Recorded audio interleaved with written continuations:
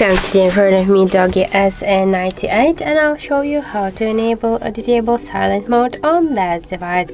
So let's first open the settings application, and after that tap on the sound section.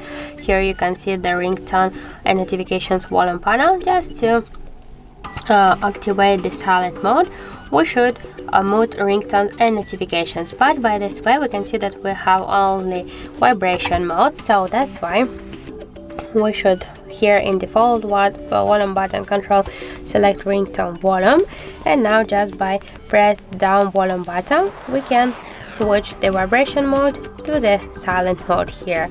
So also we can do it by the second way, just first press up or down volume button and then slide to the down and press again down volume button. And also we have the third way how we can do that, just by click here on these bells. So, and one more way, just open notification panel, and here you should find somewhere the sound button. Just click here twice, and now just silent mode is activated. If you want to turn it off, just click on the silent sound icon once again, and that's it. So thank you for watching, and if you find this video helpful, don't forget to leave a like, comment and to subscribe our channel.